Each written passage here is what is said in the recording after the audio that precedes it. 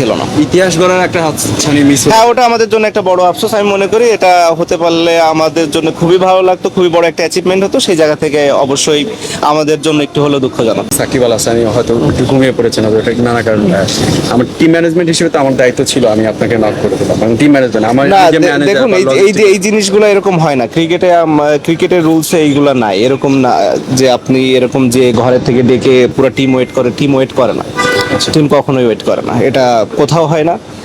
আমরা যখন age level থেকে খেলা আসছি, আমি এমনও মনে আছে যে আমাদের এমনও হয়েছে যে প্লেয়ার পিছিয়ে দৌড়াচ্ছে কিন্তু বাসের দরজা লেগে গেছে, বাস চলে যাচ্ছে। সো বাস কখনো থামে না টিমের, অন্য একজনের জন্য পুরো দল থেমে থাকে না। টি-20 জন্য আসলে বিশেষজ্ঞ কোচ দরকার, কোচিং স্টাফ দরকার সব সেক্টরে। ডিপেন্ড করে আসলে আমাদের ক্রিকেটের অবস্থাটা কেমন।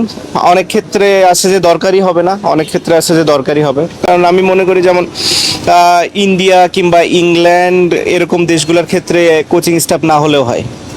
আমাদের মতো কিংবা শ্রীলঙ্কার মতো দেশগুলোর হয়তো কোচিং স্টাফ একটু বেশি দরকার হবে, কারণ আমাদের টি-20 হয়তো অত ডোমেস্টিক হয় না, যেটা ইন্ডিয়াতে হয়। প্রতিটা স্টেটে ওদের হয়, আইপিএল এর মতো টুর্নামেন্ট হচ্ছে, প্রতিটা স্টেটে সব প্লেয়াররা খেলছে। ইংল্যান্ডের কথা বললাম কারণ ওদের কাউন্টিতে হচ্ছে, ওদের একটা টি-20 টুর্নামেন্ট আছে, আবার 100 বল আছে, উইচ ইজ ক্লোজ টু আসলে টি-20। সো যাদের এরকম অনেক খেলা আছে তাদের হয়তো কোচিং অত না হলেও চলবে, বাট যাদের কম খেলা আছে তাদের হয়তো কোচিংটা একটু বেশি দরকার হয়। ঠিক আছে ভাই, আর লাস্ট প্রশ্ন, এই নাইট রাইডার্সের দলে আবার ব্যাক করতেছে, এই ফিলিংটা কেমন এবং কি করবে? অবশ্যই ভালো, যেটা আমার কাছে সেকেন্ড হোমের মতো লাগে সবসময়। বা সবাই নিজেদের লোক পরিচিত, বা কোচিং স্টাফ থেকে শুরু করে অফিসিয়াল সবাই। তো স্বাভাবিকভাবেই অন্যরকম একটা বা উত্তেজনা তো কাজ করেই, এবং আশা করব যে সর্বোচ্চ দিয়ে খেলা পারফর্ম করতে পারবো। তা আমার কাছে স্লিপ করলাম বলাটা ঠিক হবে না, যেটা হচ্ছে যে ডিফিকাল্ট ছিল ব্যাটসম্যানদের জন্য।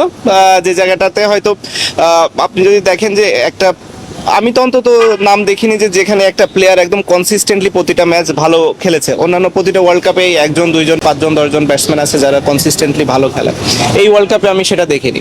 হয়তো 1 ম্যাচ 2 ম্যাচ খেলেছে এবং ওইভাবে আসলে টিমগুলো জিতেছে। বোলিং সবাই ভালো করেছে, প্রতিটা টিমই ওভারঅল।